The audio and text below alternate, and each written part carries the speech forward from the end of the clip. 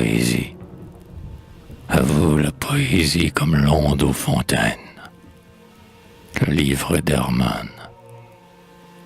Silence, entendez-vous dans les gouffres profonds, avec leur voix d'airain, sonner les noirs clairons.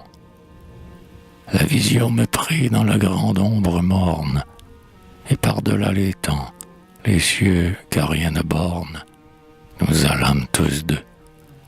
On voyait comme en rêve errer d'étranges groupes, formes vagues, portant des astres sur leurs croupes, des astres dans leurs yeux.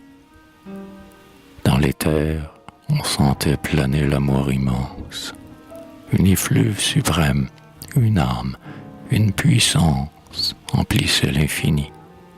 C'était un souffle errant, semblable au vent des plaines, plein d'orages, d'éclairs, de brûlante haleine, redoutable et béni.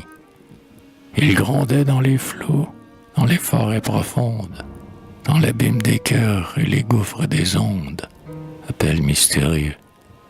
Il était voix, parfum, amour, intelligence. Il attirait les cœurs, invincible puissance, et les portait aux cieux.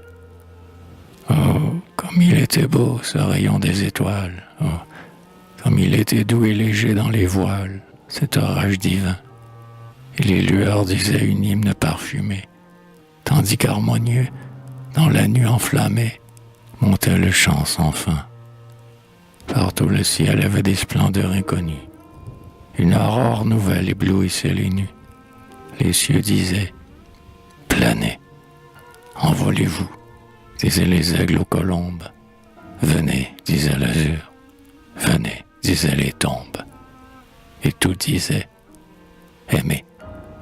C'était sublime et beau d'une beauté suprême, comme si l'on eût vu l'éblouissement même passer au firmament.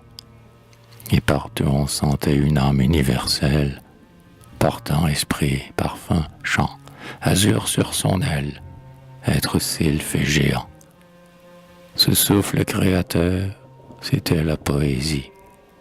La poésie, esprit, amour, chant, ambroisie, âme, souffle de feu, qu'on sent à travers l'ombre et les flots gris du sable, tantôt douce et charmante et tantôt formidable, apparaître en tout lieu. La poésie où vit la feuille, où l'oiseau chante, qui fuit dans le désert sur la cavale ardente, vers l'horizon lointain. Mêlée à l'aube, au soir, aux tombes sous les herbes, aux forêts à la nuit, aux ruines superbes, aux lyres à l'airain. C'est elle qui jadis se penchait rayonnante sur les mâts de colons. Son aile frémissante dirige le destin. Du nid mystérieux soudain elle se lève, et le siècle sort flamme, lumière ou glaive de son manteau divin. Ô poésie ardente, ouragan dans les plaines, clairon du gouffre que les bouches surhumaines cherchent dans l'inconnu.